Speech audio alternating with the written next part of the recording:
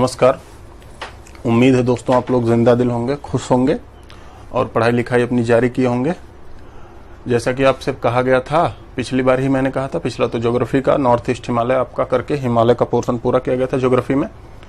अच्छा, कुछ बच्चे कह रहे थे कि सर बीपीएससी के लिए पॉलिटी और ज्योग्राफी का मेंस का टॉपिक, मेंस का क्वेश्चन बता दीजिए। तो वो भी मुझे ध्यान है, वो भी मैं कोशिश करूंगा हो जाए। नंबर दूसरी बात ये थी कि पॉलिटी का वीडियो अब आज पॉलिटी का वीडियो है। पॉलिटी में आप जैसा कि आपको पढ़ाया गया था कॉन्स्टिट्यूशनल डेवलपमेंट, आपको गवर्नमेंट में एक्सिक्यूटिव पढ़ा दिया गया था, लेजिस्लेटिव पढ़ा दिया गया था, जुडिशरी पढ़ा दिया गया था। जुडिशरी के बाद फिर आपको बताया गया था संविधान का विकास, वो 1757 से लेकर और 1935 तक बताया गया है।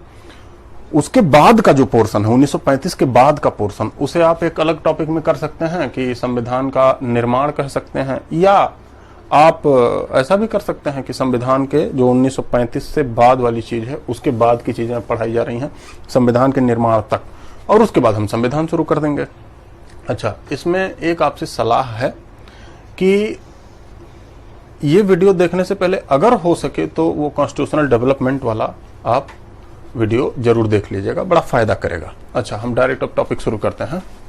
ये जो संविधान का निर्माण वाला वीडियो है, ये आपका वीडियो चलेगा 1935 के एक्ट बनने के बाद। 1935 का एक्ट बना, ध्यान से समझें इसे। 1935 का एक्ट बना, 1935 के एक्ट के बाद चुनाव हुए, भारत में चुनाव हुए। चुनाव में बहुत सारे कांग्रेसी मेंबर चुनाव जीत गए। अच्छा, चुनाव जब जीते, चुनाव जीत के मंत्रिमंडल में शामिल भी हुए, आपको बताया भी गया था 1935 का एक्ट। इसके बाद समझिए 1 सितंबर 1939 यहीं से मामला शुरू होता है। 1 सितंबर 1939 को जर्मनी ने पोलैंड पे हमला कर दिया। जर्मनी ने पोलैंड पे हमला कर दिया। ये हरकत जो 1 सितंबर 1939 को हुई, यही हरकत द्वितीय विश्व युद्ध की शुरुआत मानी जाती है। 1 सितंबर को आप कह सकते हैं कि द्वितीय विश्व युद्ध की शुरुआत हो गई, जर्मनी का हमला पोलैंड पे। धीरे धीरे होते होते जैसे ही ये युद्ध शुरू हुआ, युद्ध शुरू होने के कुछ समय बाद ही सितंबर महीने में ही ब्रिटेन जो था, जो हम पे शासन कर रहा था, उसने भारत को अपना साथी घोषित कर लिया कि इंडिया ब्रिटेन का एलाइड है युद्ध में। जब ये एलाइड घोषित हुआ, यूके ने इंडिया को एलाइड अपना घोषित कर दिया, अपना साथी घोषित कर दिया कि युद्ध में हमारे साथ है, तो इसका विरोध होना शुरू हुआ। इसका विरोध होना शुरू हुआ तो समझिएगा अक्टूबर महीने में महात्मा गांधी के कहने पर, मोहनदास करमचंद गांधी, महात्मा गांधी के कहने पर कांग्रेस के जितने भी, कांग्रेस के सभी कैबिनेट जो चुनाव लड़कर गए थे, उन्होंने इस्तीफा दे दिया अक्टूबर महीने में। अक्टूबर से नवंबर तक इस्तीफा जारी रहा, कुछ लोग बाद में दिए, कुछ लोग पहले ही कहने पर दिए। अच्छा, ये इस्तीफा कांग्रेस की कैबिनेट जो इस्तीफा दी थी, जो चुनाव लड़कर गए थे, मंत्रिमंडल सारा इस्तीफा दे दी। ये क्यों हुआ था? क्योंकि ये यूनाइटेड किंगडम का विरोध कर रहे थे कि बिना हम लोगों से पूछे आप युद्ध में हमें अपना साथी कैसे बना सकते हैं। ये बात हुई, युद्ध भयावह होने लगा, जर्मनी थोड़ा प्रबल पड़ने लगा। अक्टूबर महीना 1939। अब समझिए, इसके बाद मार्च आया, मार्च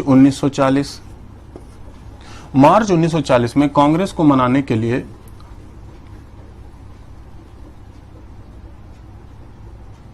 अगस्त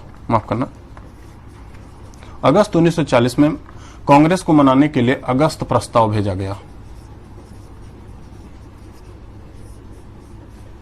अगस्त ऑफर आया कि कांग्रेस को हम मना लेंगे। तो कांग्रेस के लोग, जैसे प्रथम विश्व युद्ध में महात्मा गांधी ने किया था कि प्रथम विश्व युद्ध में अंग्रेजों के लिए सैनिकों की भर्ती करवाई थी उन्होंने भारत से, तो अगस्त ऑफर में क्या किया गया? अगस्त ऑफर अंग्रेजों की तरफ से था, वही बातें, बड़ी बड़ी बातें की गई थी कि हमें उपनिवेश जैसा दर्जा देंगे, ये करेंगे, वो करेंगे, दुनिया भर की बातें बाद में करेंगे, आप अभी हमारा युद्ध में सहयोग कीजिए। अगस्त ऑफर का विरोध किया गया कांग्रेस के द्वारा इसका विरोध किया गया। विरोध इतना किया गया कि इसके विरोध में ही विनोबा भावे का नाम सुने होंगे आप।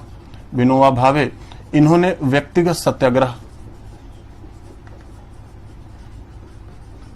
इसी के विरोध में उन्होंने व्यक्तिगत सत्याग्रह शुरू किया विनोबा भावे ने। अच्छा, मतलब अगस्त प्रस्ताव भी खत्म हुआ, कुछ समय अंग्रेज चुप रहे, फिर जर्मनी प्रबल पड़ने लगा, लंदन पूरा तबाह हो चुका था। इसके बाद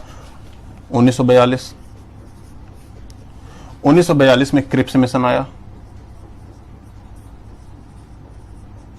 क्रम समझिएगा, क्रम पूछा गया है ऑर्डर में सजाने के लिए, आपके एग्जाम में कई बार पूछा है, तो क्रम एक बार समझना। 1942 में क्रिप्स मिशन आया। जब क्रिप्स मिशन आया, ये भी वही बात मनाने के लिए बात थी कि युद्ध में आप हमारा सहयोग दें। क्रिप्स मिशन जब आया, तब जापान युद्ध में बड़ी प्रबल तरीके से भाग ले चुका था जर्मनी की तरफ से। जापान एकदम पूरी तरीके से फाइट कर रहा था। 1942 में जब क्रिप्स मिशन आया, जापान को टैकल करने के लिए कि आप जल्दी से जल्दी बताएं, भारत वाले जल्दी से जल्दी बताएं कि हम ब्रिटेन के साथ हैं। क्रिप्स मिशन जब आया तो जापान हमला करते हुए इंडोनेशिया और बर्मा तक पहुंच चुका था। बस बारी नॉर्थ ईस्ट में मणिपुर, मेघालय, असम वाले की बारी थी कि असम पर हमला नहीं हुआ था। क्रिप्स मिशन आया, जापान के सैनिकों को लगने लगा कि कहीं ना कहीं कांग्रेस वाले ये तो नहीं मान लेंगे कि हाँ हम लोग साथी हैं। तो जापानी सैनिक तैनात थे। कि जैसे ही कांग्रेस के लोग मान रहे हैं कि हम ब्रिटेन के साथ हैं, तब तक भारत पर हमला होना शुरू हो जाएगा। क्रिप्स मिशन का पुरजोर विरोध किया गया। पंडित नेहरू ने इसे बिना इंजन वाली गाड़ी कहा। उन्होंने कहा कि ये जो गाड़ी दी गई है अंग्रेजों के लिए, अंग्रेजों की तरफ से, इसमें सिर्फ ब्रेक है, इंजन है ही नहीं।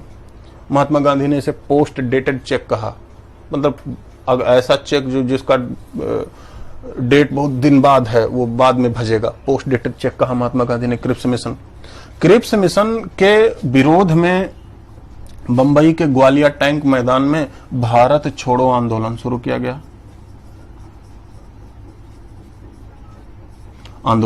गया।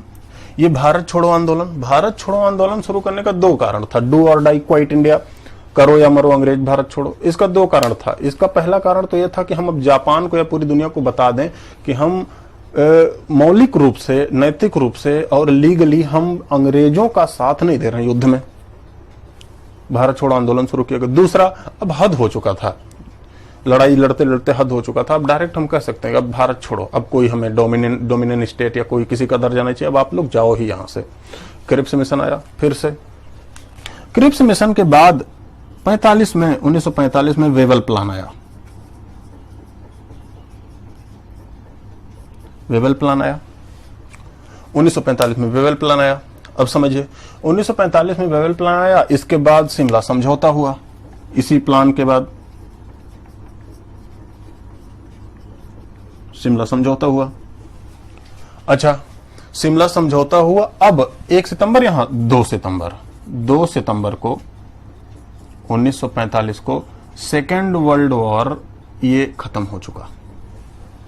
अगस्त में परमाणु बम गिराया गया, 6 और 9 तारीख को, 2 सितंबर को लगभग पूरी तरीके से खत्म हो गया। ये आपकी इधर वाली कहानी। 2 सितंबर 1945 के बाद जब वर्ल्ड वॉर खत्म हुआ तो वर्ल्ड ऑर्डर ही चेंज हो गया। जैसे कोविड-19 खत्म होगा तो वर्ल्ड ऑर्डर आप दूसरे तरीके से देखोगे, वर्ल्ड ऑर्डर ही दूसरे तरीके से हो गया। पावर किसी दूसरे के हाथ में चली गई, यूएसए के हाथ में, यूएसएसआर के हाथ में चली गई। ब्रिटेन जो सबसे बड़ी पावर हुआ करता था उसका पतन हो गया। तमाम पूरा लंदन जर्जर हो गया, कर्ज लेने पड़े। कर्ज लेने का मतलब इकोनॉमिक रूप से वो किसी दूसरे के अधीन होने लगे, धीरे धीरे यूएसए के अधीन होने लगे। अब इसके बाद इसका आप स्क्रीनशॉट या जो भी हो ले सकते हैं, क्योंकि ये ऑर्डर में सजाने के लिए आया है। 4 ऑप्शन दे देगा, बोल देगा इसे क्रम में सजाएं, आया भी है एग्जाम में। इसके बाद समझें,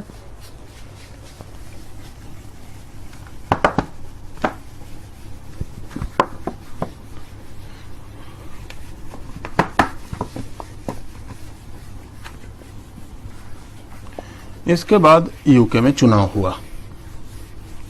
चुनाव जब हुआ तो वहां के पीएम बने क्लीमेंट एटली, लेबर पार्टी के नेता थे। वो बड़े रियलिस्टिक थे। उन्हें पता था कि भारत से अब उतना नहीं आ रहा है जितना हमें लगाना पड़ रहा है। विरोध, दंगे, फसाद, रोज आंदोलन, उतना लगा देना पड़ रहा है, उतना आउटपुट नहीं निकल रहा है इंडिया से। तो उन्होंने 1946 में कैबिनेट मिशन भेजा।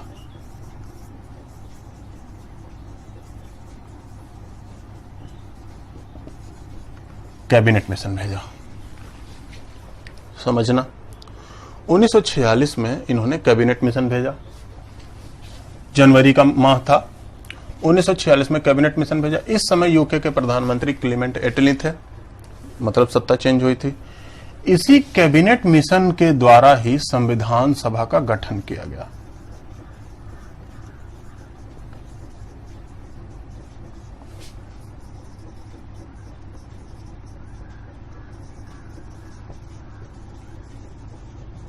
कॉन्स्टिट्यूशनल असेंबली, मैं आगे कॉन्स्टिट्यूशनल असेंबली को बार बार CACA लिख दूंगा, आप समझ जाना, एक बार मैं पूरा लिख दे रहा हूं। तो कॉन्स्टिट्यूशनल असेंबली का गठन किसके द्वारा हुआ, तो आप क्या बताओगे, कैबिनेट मिशन के द्वारा। आया कब था, 1946 में आया था। संविधान सभा का गठन हुआ। अब संविधान सभा का गठन इनकी सीटों के, तो कैबिनेट मिशन, इसी की बात हमें करनी है, कैबिनेट मिशन संविधान सभा। तो समझना इसको, मतलब हम अगर जो कहें तो कैबिनेट मिशन के द्वारा संविधान सभा का गठन किया गया। संविधान सभा,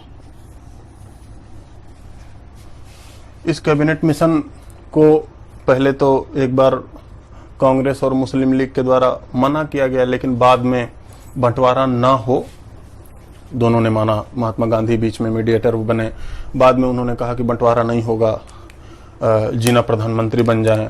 तो कुल मिला जुला के दोनों के द्वारा बिना मन से सहमत हो लिया गया कैबिनेट मिशन में। कैबिनेट मिशन में जब दोनों सहमत हो गए कि चलो ठीक है, उसके बाद इन्होंने संविधान सभा का गठन किया। संविधान सभा का गठन में इन्होंने पूरे भारत को, जितना भी ब्रिटिश टेरिटरी थी, उसको 2 पार्ट में इन्होंने बांटा, 2 पार्ट में बांटा। कैबिनेट मिशन ने प्रति 10 लाख जनसंख्या पर 1 सीट निर्धारित की। ध्यान से समझना, क्वेश्चन आ भी चुका है। 10 लाख जनसंख्या पर 1 सीट निर्धारित की, मतलब 10 लाख जनसंख्या, उसके अवज में 1 सीट संविधान सभा में होगी। और ये 10 लाख की जनसंख्या 1 सीट निर्धारित की। ये सीटें कहां से निर्धारित होंगी, प्रांतों की, प्रांतों के जनसंख्या के अनुसार ये सीटें निर्धारित हुई। इन सीटों का बंटवारा 2 पार्ट में हुआ। 2 पार्ट में कैसे, एक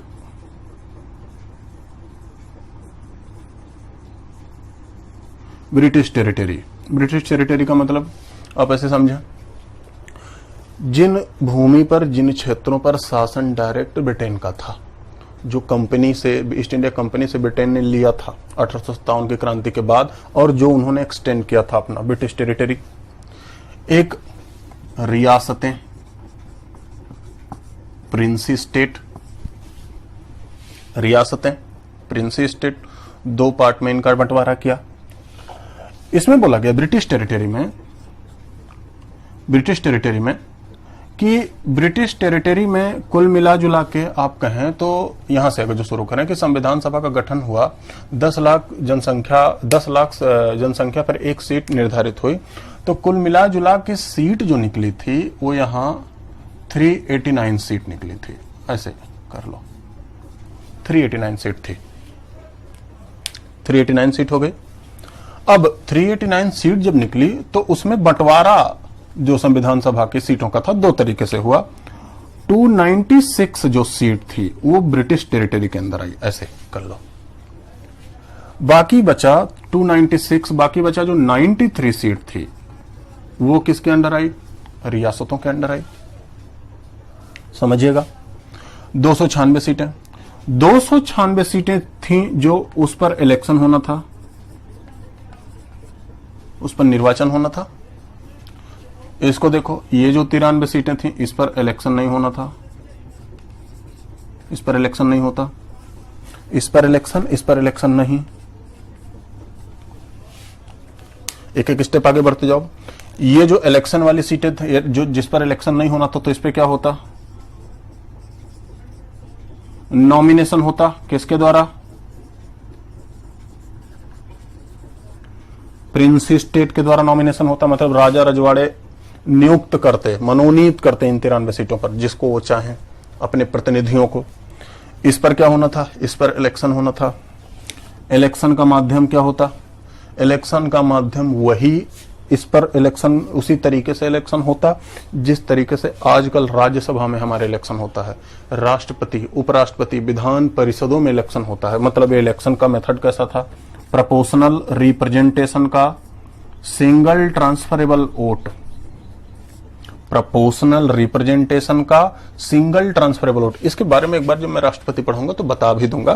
प्रोपोर्शनल रिप्रेजेंटेशन मतलब वहां ठप्पा नहीं मारा जाता है, ठप्पा नहीं मारा जाता है, अनुपात डिसाइड किया जाता है। कोई भी वोट देने जाता है तो पेन से वो डिसाइड करता है कि हम सबको वोट देना पड़ता है कि हम आपको पहली प्रेफरेंस देते हैं, दूसरी इनको देते हैं, तीसरी इनको देते हैं, चौथी इनको देते हैं, लास्ट इनको देते हैं। ऐसे डिसाइड करना पड़ता है। एक नंबर हम आपको, अगर जो हम आपको मान लिया 4 लोग खड़े हैं, उसमें 4 लोग ABCD 4 लोग खड़े हैं, मेरी पसंद कोई A नाम का व्यक्ति है तो मैं उसी नाम के आगे 1 लिख दूंगा। मान लिया B नाम का व्यक्ति मेरी चौथी पसंद है तो उसके B के आगे चौथा लिख दूंगा। ऐसे प्रेफरेंस देना पड़ता है। और सिंगल ट्रांसफरेबल वोट क्या होता है? इसमें अगर जो कोई कैंडिडेट मुकाबले से बाहर जाता है, जैसे मान लिया मुकाबला हो रहा है 4 लोगों में, 5 लोगों में, कोई कैंडिडेट मुकाबले से बाहर गया तो उस मुकाबले से बाहर जाने पर उसका वोट सब में जुड़ जाता है। ऐसे ट्रांसफर करते करते एक को जिताया जाता है। Single transferable vote, proportional representation का सिंगल ट्रांसफरेबल वोट, ये समझना फिर से। तो इलेक्शन हुआ, इलेक्शन प्रोपोर्शनल रिप्रेजेंटेशन का सिंगल ट्रांसफरेबल वोट। इलेक्शन का ये जो सीटें थी जिस पर इलेक्शन होना था, इन सीटों का जो बंटवारा जो था वो 3 पार्ट में कर दिया गया। एक तो जनरल सीटें, सामान्य सीटें, एक मुस्लिम, एक सिख, 3 भागों में इन सीटों का बंटवारा कर दिया गया। 3 पार्ट में बंट गए, समझिएगा। अब इसी के आगे अगर जो हम बात करें, जब ये 3 पार्ट में बंटी सीटें,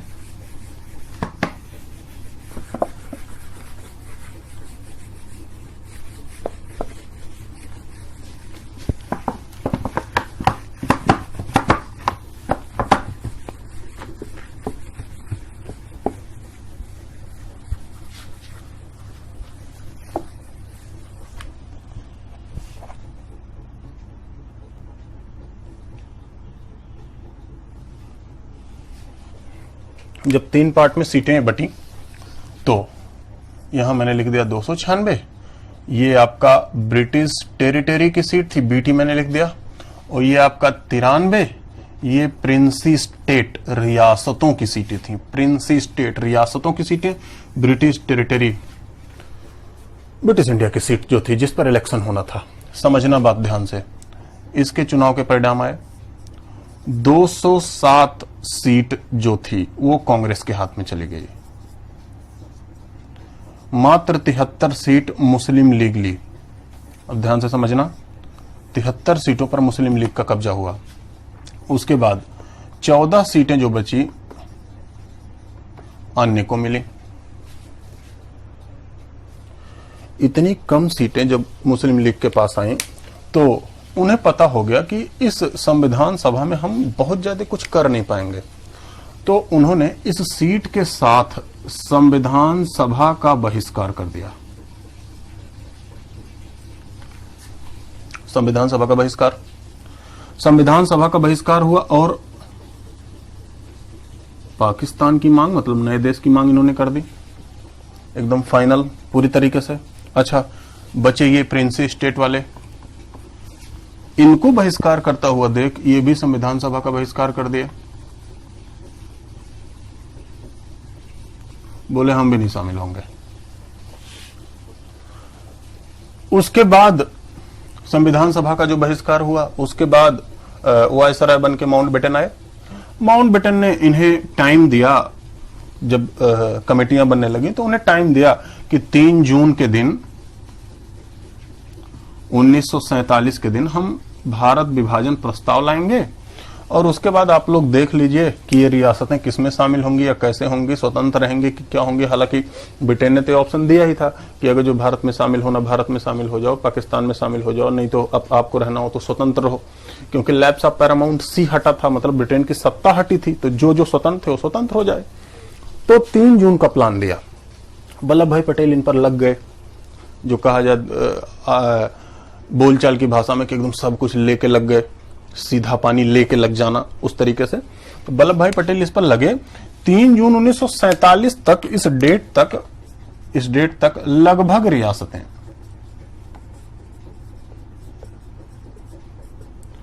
संविधान सभा में शामिल हो गई, संविधान सभा में शामिल हो गई।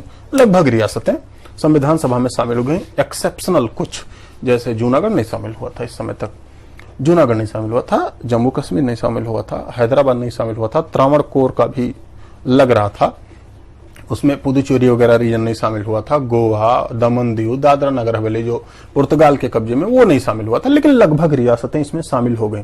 अब समझना, इसके बाद आप समझेंगे, इसके बाद का जो पार्ट है, इनके बाहर निकलने के बाद कुछ रियासतें, जो बड़ी बड़ी रियासतें, उनके शामिल ना होने के बाद जो कुल सीटें बची, 299 सीट बची।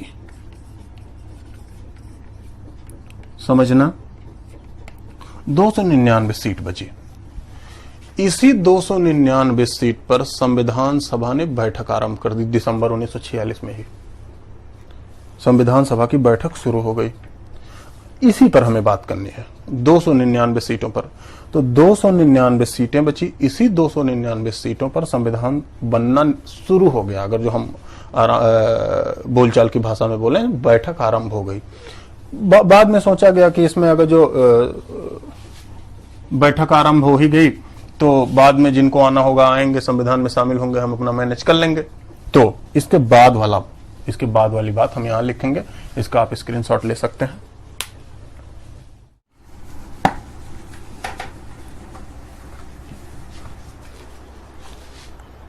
तो 299 सीटें बची। तो 299 सीट पर दिसंबर 1946 से संविधान सभा ने बैठक आरंभ कर दी। इसमें 3-4 डेट इंपॉर्टेंट है, जैसे कि 9 दिसंबर 1946 एक डेट ये, 11 दिसंबर 1946 एक डेट ये, 13 दिसंबर 1946 एक डेट ये हो गई। एक डेट आप पकड़ सकते हो जो दिसंबर से रिलेटेड नहीं है, 22 जनवरी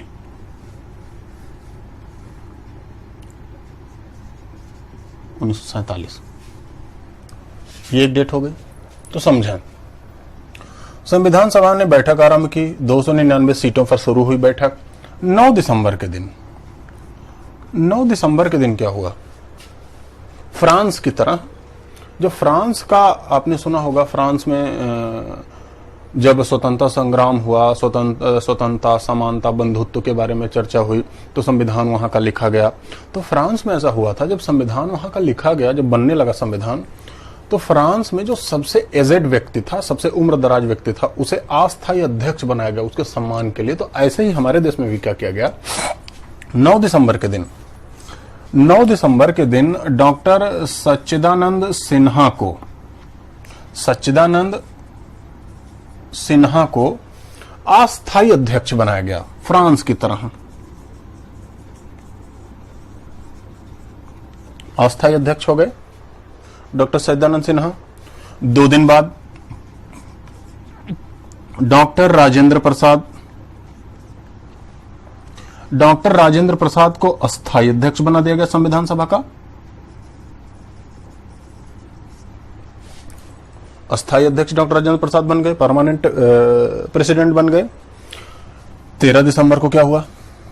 13 दिसंबर के दिन पंडित नेहरू द्वारा हमारे इस बैठक का, जो संविधान सभा बैठी थी, इस बैठक का ऑब्जेक्टिव क्या है, उद्देश्य क्या है, उसका प्रस्ताव पेश किया इस असेंबली में।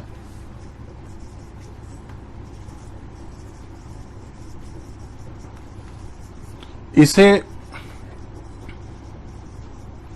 ऑब्जेक्टिव रेजोल्यूशन कहते हैं। उद्देश्य प्रस्ताव पेश किया गया पंडित नेहरू के द्वारा, पेश किया गया। यही उद्देश्य प्रस्ताव संविधान निर्माण जब हुआ 1950 में, तो यही प्रस्तावना का रूप लिया। आप यही कह सकते हो कि यही प्रस्तावना बना, यही प्रस्तावना बना। अच्छा, इस उद्देश्य प्रस्ताव को संविधान सभा, कॉन्स्टिट्यूशनल असेंबली द्वारा स्वीकृति मिली। स्वीकृति मिली 22 जनवरी 1947 को। इन डेट को आप स्क्रीनशॉट ले सकते हो, मैं हट जा रहा हूं, आपको जल्दी से करना है।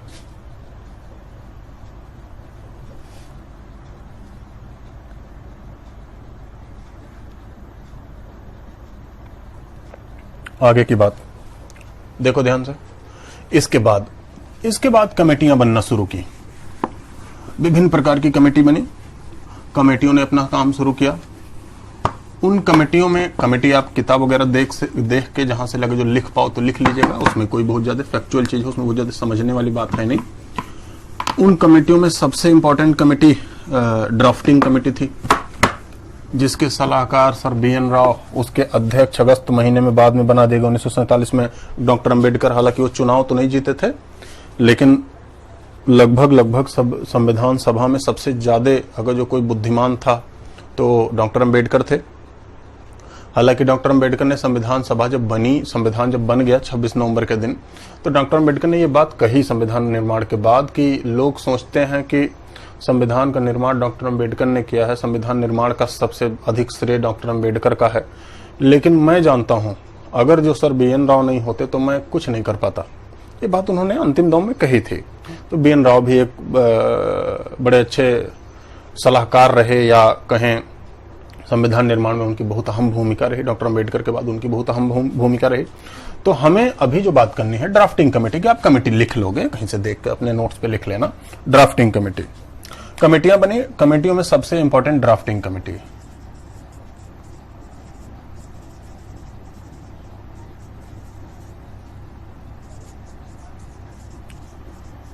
प्रारूप समिति। प्रारूप समिति का मतलब इन्हें एक काम करना था कि सभी जगह से राय मशवरा लेके संविधान का प्रारूप कैसा हो, खाका कैसा हो, वो तैयार करना था इस ड्राफ्टिंग कमेटी को। ड्राफ्टिंग कमेटी ने प्रारूप संविधान सभा में पूरा साल भर लिया, पूरा 1947 का समय बीता, समय समय पर लोग जुड़ते भी गए संविधान सभा में। इस ड्राफ्टिंग कमेटी ने संविधान का प्रारूप पेश किया आपका 21 फरवरी 1948 को जाके पेश किया। इस ड्राफ्टिंग कमेटी ने 21 फरवरी 1948 को पेश किया। अब इसके बाद समझना है, इसके बाद 21 फरवरी 1948 को जब ये ड्राफ्टिंग कमेटी ने पेश किया प्रस्ताव, ये संविधान का ड्राफ्ट पेश किया। इस संविधान के ड्राफ्ट में अनुच्छेदों की संख्या 315 थी। संविधान के ड्राफ्ट में शेड्यूल अनुसूचियां 8 ही थीं। याद रखना है, संविधान निर्माण हुआ तो 315 नहीं रहा, 395 हो गया था।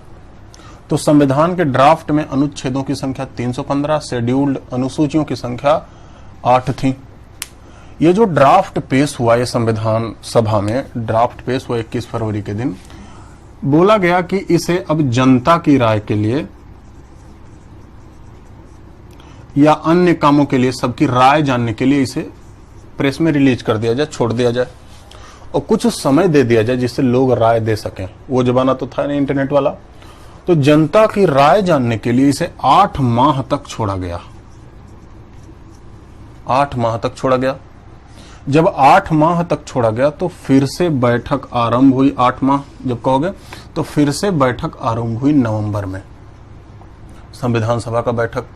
और संविधान सभा के बैठक और राय, जितनी राय आई, जितने लोगों की राय आई और जो हमारा ड्राफ्ट था, इस पर फिर संविधान सभा ने डिस्कशन आरंभ किया। और आपको भी पता है जैसे आजकल बजट होता है, कोई भी डिस्कशन 3 हियरिंग में खत्म होता है। वाचन कहें अगर जो हिंदी में, प्रथम वाचन, द्वितीय वाचन, तृतीय वाचन। प्रथम वाचन में लोग बताते हैं, जैसे मान लिया संविधान सभा की बैठक ही हो रही हो तो प्रथम वाचन अगर जो होगा तो लोग उसमें बताएंगे कि हम किस पर बात कर रहे हैं, क्या क्या हमारे पास है। चिट दिया जाएगा सभी मंत्रियों के पास या सभी मेंबरों के पास, जैसे बजट भी होता है तो सभी मिनिस्टर्स मेंबर के पास चिट दिया जाता है कि हम इस मुद्दे पे बात करने वाले हैं। लोग जाते हैं, 2-1 दिन का मोहलत दिया जाता है, लोग जाते हैं, जाते हैं, उसके बाद उस चिट पर तैयारी करके आते हैं, फिर उसके बाद सेकंड डिस्कशन होता है। सेकंड डिस्कशन में खूब लंबा चौड़ा डिस्कशन होता है, उसी में सारे काम होते हैं। सेकंड डिस्कशन में सब कुछ हो जाता है, तैयार हो जाता है सारा मामला। थर्ड डिस्कशन में उसी चीज को आगे पीछे लगा के उसकी बाइंडिंग होके साइन इन करके सारा तैयार हो जाता है। तो संविधान सभा 8 माह बाद फिर से आई और इस पर डिस्कशन शुरू हुआ। अब इसके बाद मैं मिटा के यहां लिख रहा हूं, ध्यान से समझना।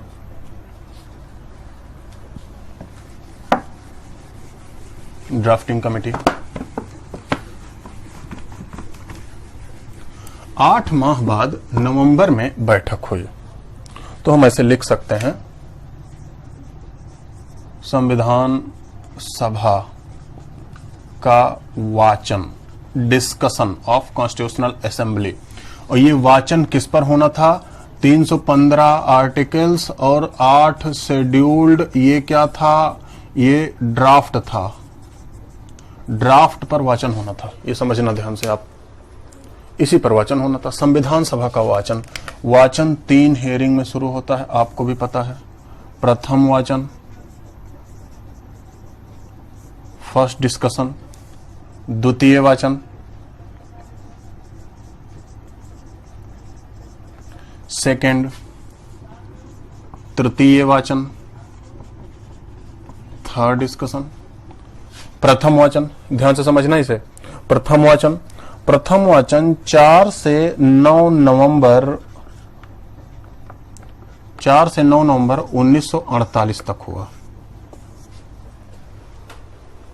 समझना, 4 से 9 नवंबर 1948, मतलब 2-4 दिनों में बताया गया कि ये लीजिए जिल्द, इतने राय आए हैं, इतने डिस्कशन आए हैं, हम आपको एक कॉपी दे दी, इस पर तैयारी करके आइए, फिर हम डिस्कस शुरू करेंगे, संविधान अपना बनाना शुरू करेंगे। द्वितीय वाचन बड़ा भयानक, बहुत लंबा था, 15 नवंबर से शुरू हुआ 1948। ये चला लगभग साल भर, 1 महीना कम, लगभग 17 अक्टूबर 1949 तक चला।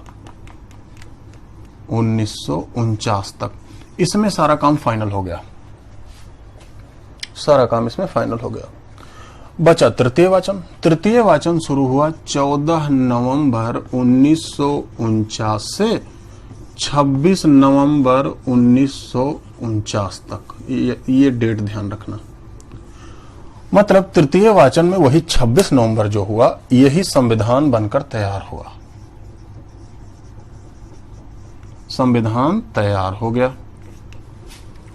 संविधान जब तैयार हुआ तो इसी 26 नवंबर के ही दिन, अगर जो इसे हम यहां ले आए खींच के, इसी 26 नवंबर के ही दिन इस पर संविधान सभा के अध्यक्ष डॉक्टर राजेंद्र प्रसाद के हस्ताक्षर ले लिए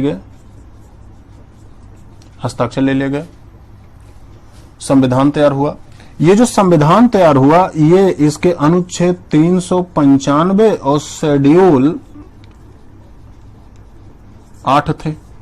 395 अनुच्छेद हो गए, शेड्यूल 8 हो गया 26 नवंबर के दिन।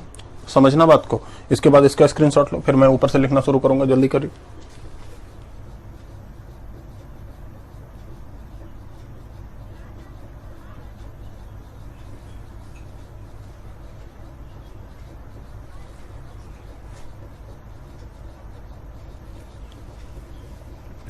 आगे इस 26 नवंबर से पहले एक काम ये हो गया था, जब हम संविधान सभा पर हस्ताक्षर करने वाले थे, तो 26 नवंबर से पहले ही आप अगर जो कहें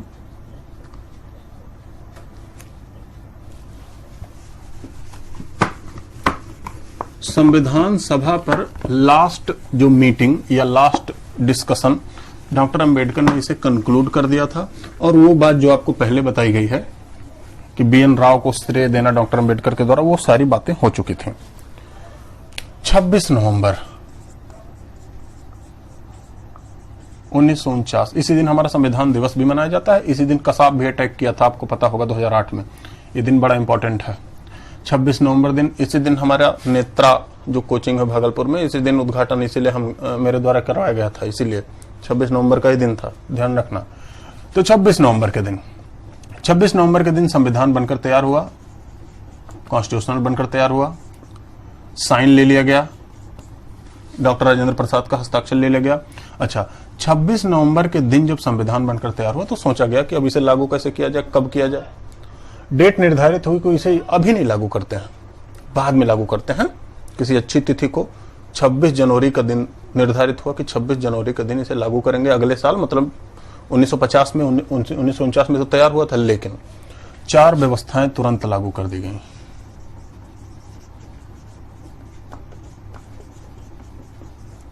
फोर प्रोविजन, तुरंत उसके 4 व्यवस्थाएं तुरंत लागू कर दी गई। 4 व्यवस्थाएं थी क्या, देखो ध्यान से। नंबर पहली व्यवस्था क्या थी? पहली व्यवस्था थी कि जब तक इलेक्शन अगला नहीं हो जाता, 1951-52 में इलेक्शन अगला हुआ, 52 में, जब तक अगला इलेक्शन नहीं हो जाता तब तक यही जो संविधान सभा है ये काम करेगी संसद जैसा। उसे क्या कहा जाता है? Interim parliament. ऐसे मैं लिख दे रहा हूं, constitutional assembly work as a parliament till next Lok Sabha election. तो संविधान सभा, ध्यान से समझ, संविधान सभा काम करेगी जैसे एक संसद। कब तक? अगले लोकसभा इलेक्शन तक। तो इसीलिए बोला गया, यही संविधान सभा, इसे क्या कहा गया? Interim parliament.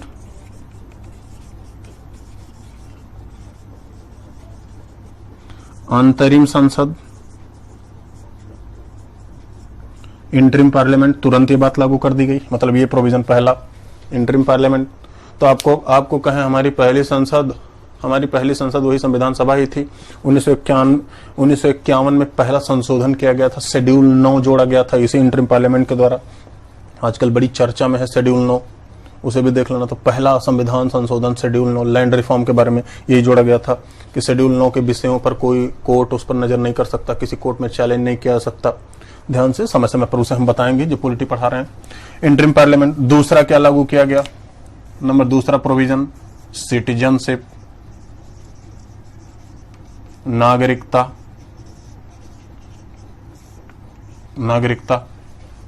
लागू कर दी गई। सिटीजनशिप लागू कर दिया गया, समझना।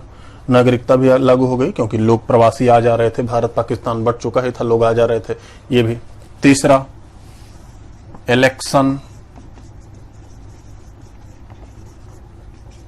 निर्वाचन लागू कर दिया गया। कुछ लोग संविधान सभा में चुन के आ रहे थे, जम्मू कश्मीर वाला भी मामला आगे बढ़ रहा था, हैदराबाद वाला, वो सारी बात में तो इलेक्शन भी तुरंत लागू कर दिया गया, रोका नहीं गया। नंबर चौथा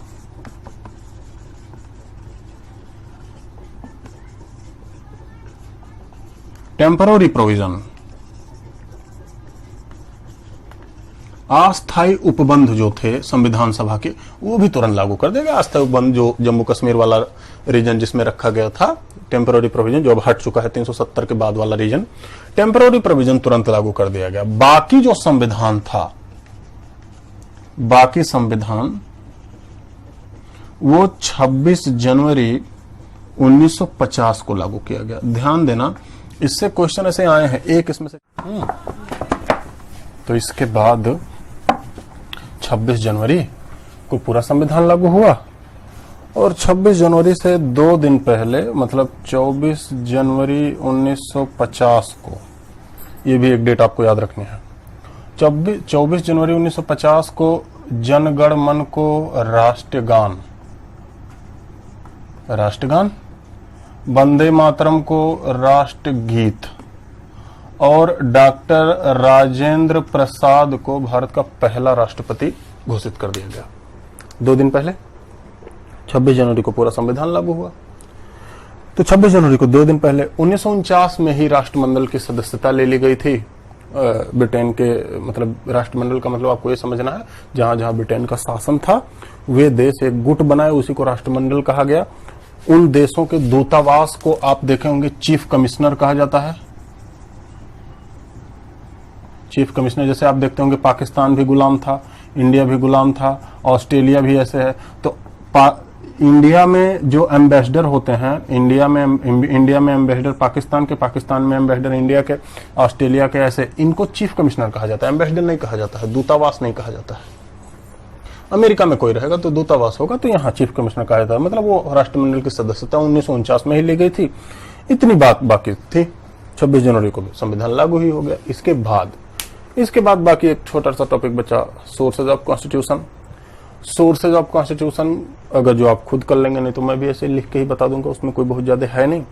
और उसके बाद हमारा टॉपिक शुरू होगा संविधान, अनुच्छेद 1 से हम बारी बारी से शुरू करेंगे जितनी भी बातें हैं। तो इतना ठीक है, और कोशिश की जाएगी कि सोमवार से आपके पीडी सर और सत्यम सर मैथ इंग्लिश के लिए आ जाएं। धीरे धीरे हमारी फ्रीक्वेंसी बढ़ेगी ही। अच्छा, इस वीडियो को बनने में तमाम असुविधाएं हुई हैं, तो उसे मैं इरेज करूंगा, कोशिश करूंगा कि इरेज हो जाए। नहीं भी होंगी तो मैनेज कर लेना, उसमें थोड़ी असुविधा।